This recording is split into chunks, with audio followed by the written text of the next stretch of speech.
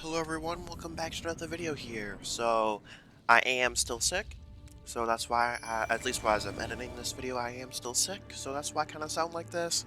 I have a lot of chest congestion. Now, here we're going to be taking care of a lot of the Final Remembrance bosses, the Regal Ancestor Spirit being one of them, and of course we're going to take care of the two dragons and whatnot.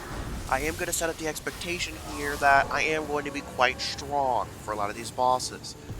Because, yes, the DLC you don't necessarily get like a massive bonus or anything, but the thing is, you got a lot of runes. So I am quite over-leveled for a lot of these bosses. So that was Regal Ancestor Spirit, and now we're going to be tackling Fortisax. I really do like Fortisax's music here, and I love his arena too. Um, I don't know, I wish a lot of the Dragon Cult incantation spells, a lot of the Dragon Cult spells were better, because I gotta be perfectly honest, all of them are basically useless except for the Frozen Lightning Spear, and that's really only because it builds up Frostbite, and the only other one is Lightning Spear, and that's because it can hit flying enemies or enemies that are up high, which is a massive issue for a lot of these fucking spells. Which is why you will kind of never see me use any of the other spells. You won't really ever see me use any of them. I just don't like them. I was really hoping the Red Lightning Spears would not just be slamming it into the ground, that you could throw them. But no, you can't. And even though Lightning Spear is a little bit weaker when compared to Frozen Lightning Spear, it still does solid damage. Now, something else I do need to point out here is your incantations, even though they're lightning, they do not scale with dexterity. So kind of how scaling works is if lightning damage is applied to the weapon itself, and you are using lightning damage with the weapon itself, it will scale with dexterity. That lightning's damage will scale with dexterity. For example, my Dragon Scale Katana, and by the way, now it's time for Placiducex, but with the Dragon Scale Katana, that thing's lightning damage is going to scale with dexterity, and with the weapon itself. But even weapons that have strength, but you have a Lightning Ash of War on it, that lightning buff is going to scale with dexterity still. It's not going to scale with strength. I believe fire scales with strength, though. However, if you're using an incantation, that incantation is going to scale with whatever you're using as your casting thing. It's not going to be the strength or the dex requirement, it's going to be the faith. At least the one that we're using has a faith scaling, and I said faith, so our incantation scaling is going to be in faith, not dexterity. So we're leveling up faith for the large majority of this. I think by the time we reach Placiducex, I think it was in the 50s. I think our faith was in the 50s, which is kind of insanely high. And technically speaking, we are back in time here. In Crumbling Farm, Missoula, to fight Placiducex. A little bit of a secret boss guy.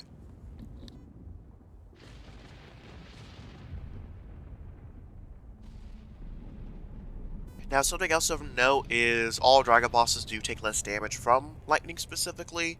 And I believe Malekith also takes less damage from lightning as well, so that's something to keep in mind. Now, I will say, my experiences by using this build is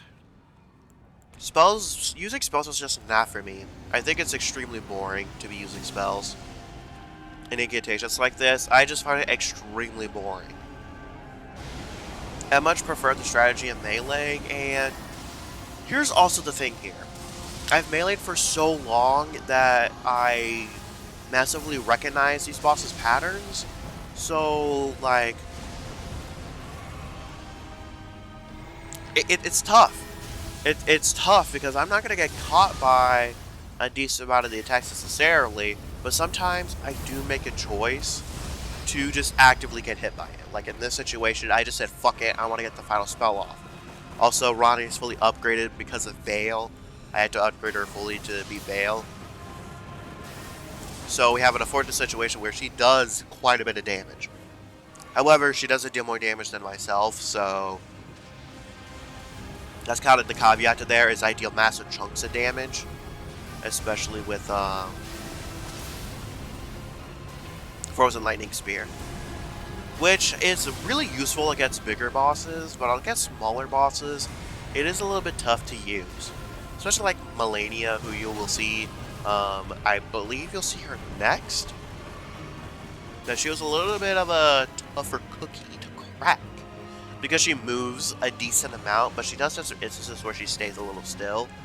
But if I did not have Lord's Favor, Radagon's Icon, sorry, if I did not have Radagon's Icon equipped, it might have been a little bit tougher to make some of these work. Also, sometimes with Lightning Spear, the spell will whiff.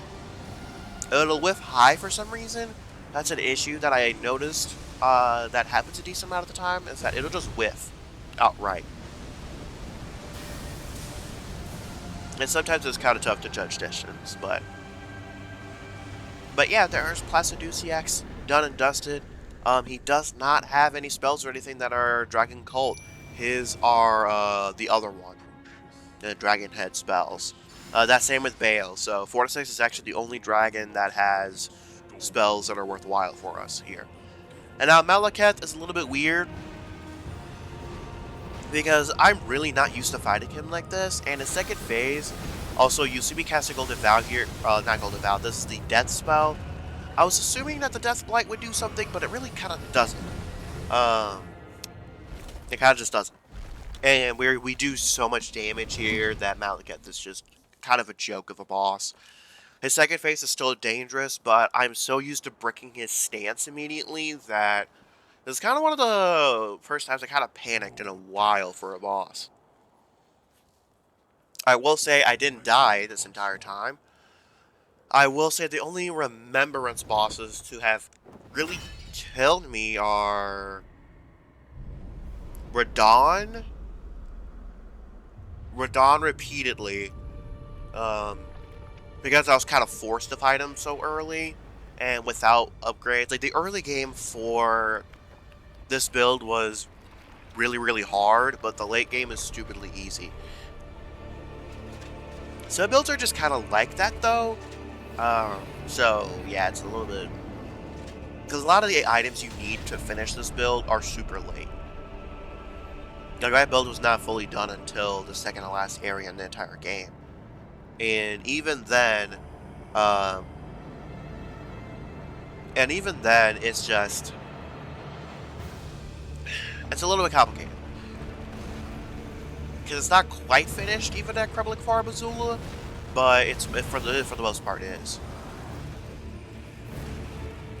Which is kind of unlike most of my builds. So you kind of see me here kind of try to keep my distance, but it's kind of hard to judge Lightning Spear's range. It's also kind of tough to see exactly who he's targeting sometimes. That was an issue we had in co-op as well, is managing Malekith's second phase aggro was tough.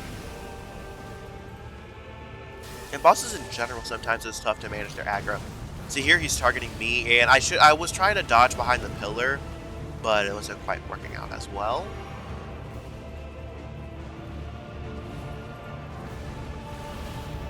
Also, his moves are quite vertical, which is another issue I was having.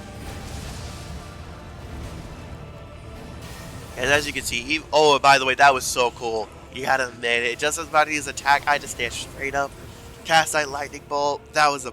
sorry, yeah, y'all just have to admit that that was a baller boss move right there.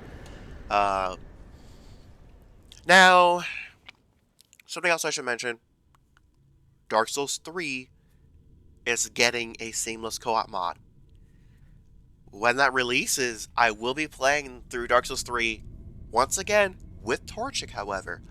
That one, again, will be sort of done like this series. I'm not going to be showing progressing areas from point A to point B, but instead of how it is in this series, as far as you only get seeing certain items be picked up and bosses for the most part, I will show if there are certain moments in areas, and special moments that Torchic finds, and of course, Some bosses I will be skipping if they are unremarkable, but for example, I might skip Deacons of the Deep, I might skip Crystal Sage, just to get to the more unique bosses, and Torchic will not be using spells. That's something that I've already determined, is I feel like a lot of the bosses in Dark Souls 3 are worse off when you just stand at a distance like this. Like, I understand the appeal of using spells, but I'm not gonna let Torchic use spells. She needs to kind of feel the aggression, and like certain bosses are just not that good with when you spell. Slave Knight Gale, for instance, I massively believe that that boss needs to be meleeed. However, we're gonna be letting her fight the bosses individually for the most part. Give her the good old Dark Souls 3 experience. And I feel like some of the bosses will actually be improved. There's no spirit summons, so that'll be interesting. But as far as NPC summon goes, for Pawn, the only limitation is Pawn of Sullivan. We're only going to be allowed to use one of the summons. We're not going to be allowed to use both. So when a boss has more than one summon, then we will only use one of them. Except for Deacons of the Deep, and I believe that's because we're going to have to use Henri and Horus for Deacons of the Deep just to progress their NPC quest. So that's going to be the only reason why we are going to be using two. However, for the most part, if I feel like we don't need an NPC summon, we're not going to use one. Abyss Watchers, we probably are going to use one because the health is going to be boosted. So for Abyss Watchers, we are probably going to be using it. And for Yorm the Giant, we are for sure going to be using Sigurd. Like, no ifs, ands, or buts. But for the most part, like Sister Freed, we might not use one. Demon Princess, we're definitely not going to be using one, because I feel like we don't really need Slave Knight Gale for Demon Princess necessarily. But it's going to be kind of interesting. We're going to, I'm going to have a little talk with Torchic, we're going to pick out what weapon she wants to use, if she wants to use the Dex or Strength, what kind of weapon she wants to use. Because I definitely always use katanas, but for her, she's not as familiar with using melees. I feel like it's definitely about time that she gets used to it. Especially if they somehow make Dark Souls 1 work or something like that.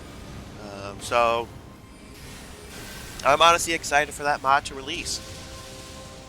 Now, as you can see, this spell, I kept trying to use the ancient, I kept trying to use the Death Lightning spell, but it's just so bad.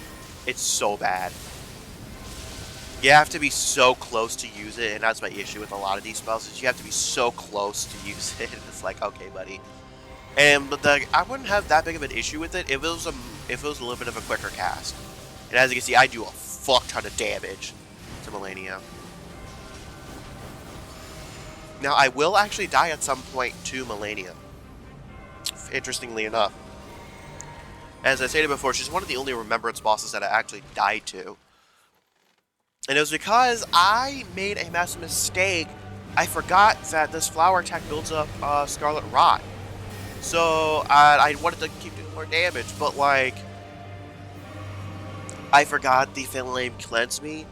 So I had to try to quick use these things to try to cleanse it, and it would get me killed later.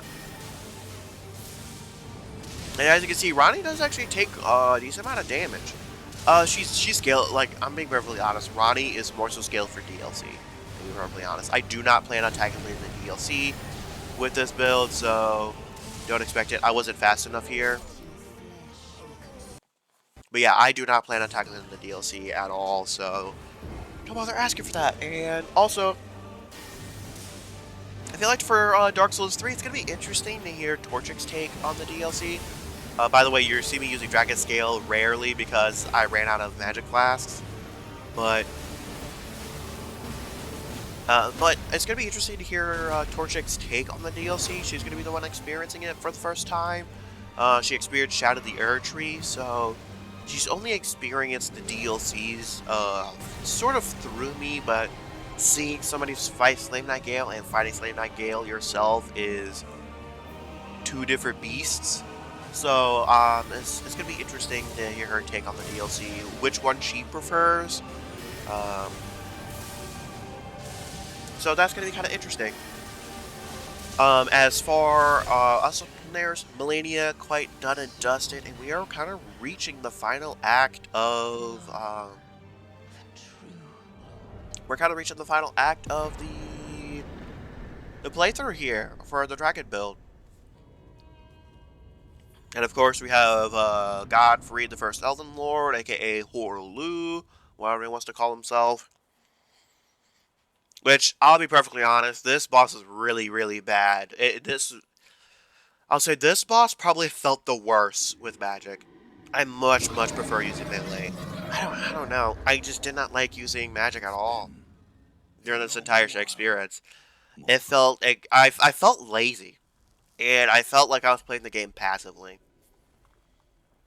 Because a lot of bosses' attacks, um, are kind of made for close range, and there was a point that I had a really, really long time ago before even the DLC came out, and I was like, I don't want to use magic. Magic seems like it makes this game way too easy. And after using magic myself, it is completely right. I'm sorry, but okay. This is gonna be maybe an elitist take, a rare elitist hot sauce man take. I think these are rare takes, but I think this is a rare elitist hot sauce man take. You have not been a Souls game if you have only been it with magic. If you have not been if you have not been the bosses with melee, you have not been the Souls game. Maybe that's a hot take. Maybe that's a hot take. Maybe that's an elitist hot sauce man take right there. But magic is so stupidly easy that I personally do not think you have beaten a Souls game if you have only done it via magic. Maybe that's just a hot take. Demon Souls is an exception. Demon Souls is an exception because a lot of the bosses are gimmicky. So that's kind of the exception there that I'm willing to do. So let me know what y'all think in the comments below. But I just feel like these games play so much differently when you're using a melee build, and even if you predominantly use magic, you have to fight these bosses with a melee at least once.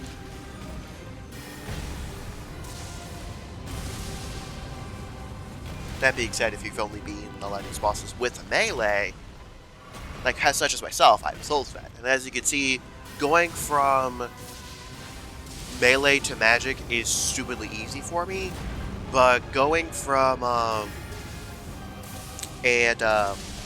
Torchic's experience where going from magic to melee was really rough. Was pretty damn rough. Because when you are using a magic build, you don't necessarily have to learn a boss's moveset in their entirety necessarily, but when you're meleeing, you have to learn. You have to learn what to look out for. You have a lot less time to react when you're meleeing.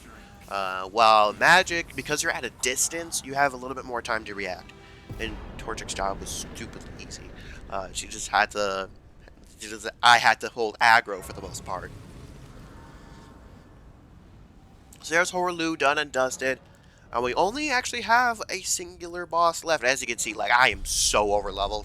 But we only have one boss left, and that is Radagon and the Elden Beast. They did add Torrent to the Elden Beast fight.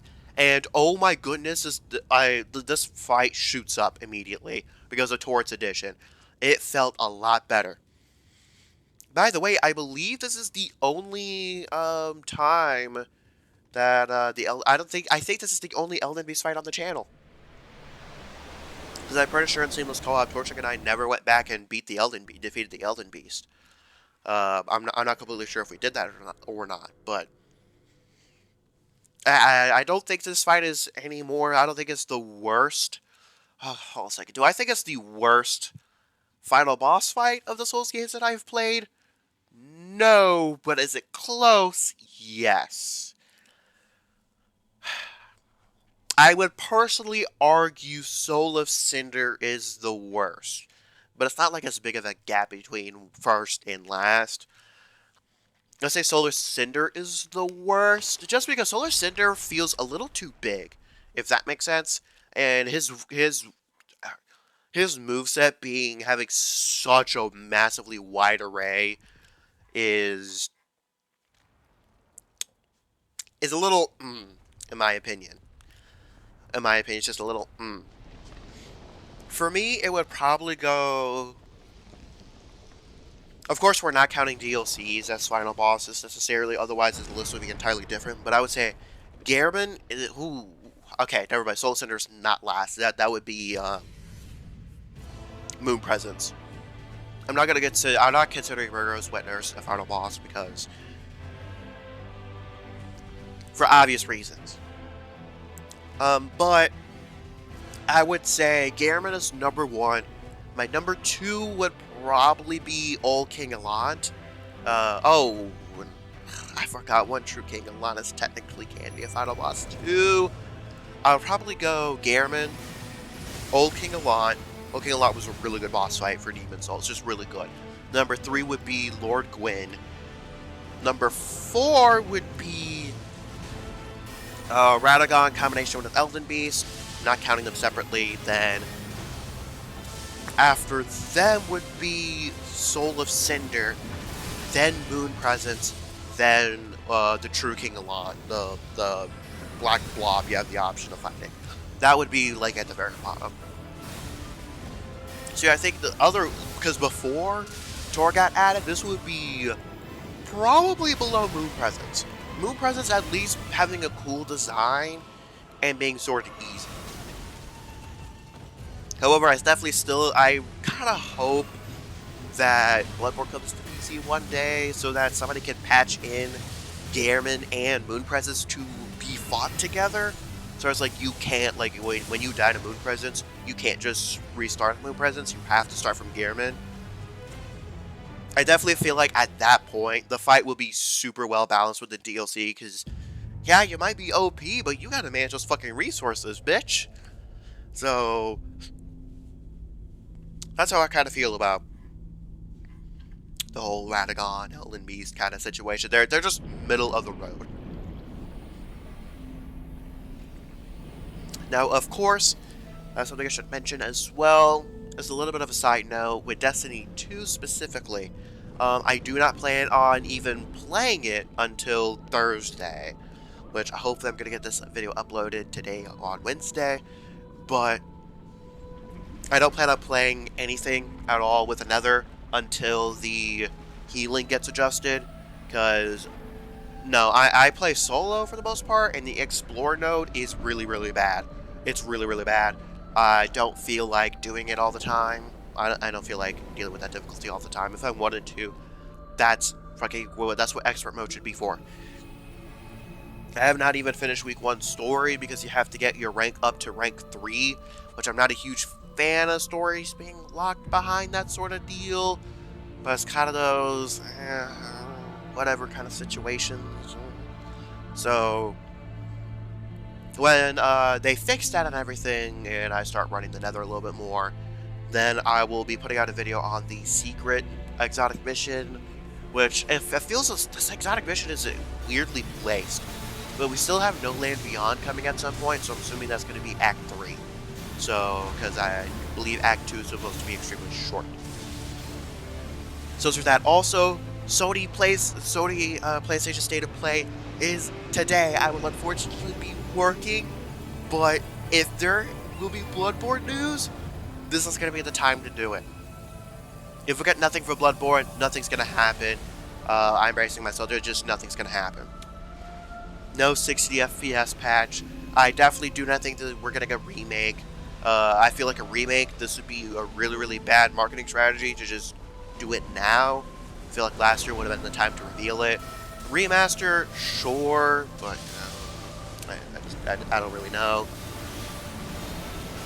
But, as well, I'm hoping for Phantom Blade Zero's release date, because we have Doom Dark Ages release date already.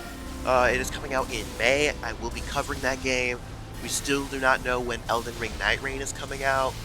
We also do not have a release date for Borderlands 4. Borderlands 4 might be a stream game. I do not really plan on making Borderlands videos. I just don't. So Borderlands 4 is probably going to be a stream game where I stream with Psycho, he will have his stream stuff set up probably by then. So yeah, that's kind of where we're that's kind of where we're at. So um, still waiting on release dates for that. I do know there's a Nightmare Card update coming, but I'm not really going to be covering that type of stuff. And as far as upcoming streams go, this Saturday we'll be doing some Destiny 2. Um, we'll be doing some Destiny 2 shenanigans, so that is something that we're going to be taking a look at. Not taking a look at necessarily, but that'll be this Saturday stream. Next Saturday there will not be a stream, but depending on how things go, we might do Murky Divers on Friday. Um, if Torchic has a day off and if breakfast is available, we'll be maybe doing Murky Divers on Friday. My birthday, though, is on Thursday, so... But we might do Murky Divers at Friday at 5 p.m. Eastern Time. There will be no stream on Saturday. That's just, yeah, there's just not going to be a stream on that Saturday. However, after that, we will be picking up with Halo again. The battle is over. Hey, just to preface this, I'm done with struggling with Halo. I'm kind of done with constant dying, insta kills. I'm kind of just done with it. I want to get through Halo because I'm enjoying the story and everything as far as Halo goes. But I'm going to be perfectly honest, I'm not enjoying the actual playing of Halo. If that makes sense. It's just, there's a lot of things that are lacking in Halo's gameplay that, to me, is a little absurd, considering that other 3D games had it. Cough, cough, sprinting. And I'm not a huge fan of the whole shield being the health in Halo 2. Like, there not being, like, a physical health bar I can see. Instead, I could only see the shield. So, yeah, being perfectly honest, it's because it's way worse than Doom in every single way, shape, or form. Even Doom 3 was better in terms of actual combat. So, it's just, man, I'm not a huge fan of Halo's actual combat, necessarily. At least Halo 2 and how the, like, levels are laid out. I really do not like the Flood. I think the Flood is a really bad enemy type for just infinitely spawning. Flood lore-wise is pretty good, but as an enemy, the Flood is one of the worst types that I've ever seen in gaming. I don't like the Flood. I don't. So, yeah, we're going to be, I'm not going to lie, we're going to be picking it up and easy. That's what we're going to do. We're going to have a chill time. I want to have a chill time through Halo, enjoy the story. So, that's what we're going to be doing. Again, keep in mind, the week of Bloodborne's 10-year anniversary, I will not be streaming outside of that Bloodborne stream. Well then. That Bloodborne stream is going to be big boy. Now, if we are getting like an actual remake, which I would be massively surprised if we are, because I really don't think we are. Then we will be streaming the original Bloodborne. Well, sorry, we'll actually be streaming the... If it's an actual remake with an AK separate game, we'll be streaming the remake. We'll be streaming the original. I'll be making videos on the remake. If that makes sense. So, that is going to do it for this video here. Again, just to wrap things up really quickly here, I do not like magic. I think if you have only cleared a Souls game by beating all the bosses via magic and have never used melee, you have not beaten the Souls game. Maybe that's an elitist take. I don't know. Let me know what y'all think about that in the comments below. But I'm just waiting for Dark Souls 3 to get co-op so Torja can experience that game for the first time. She hasn't really even experienced Dark Souls 3 vicariously by watching me play it, like she had for Elden Ring before, you know, she played it herself. But anyways, on that note though, thanks for tuning in, and I will catch y'all on the flip side.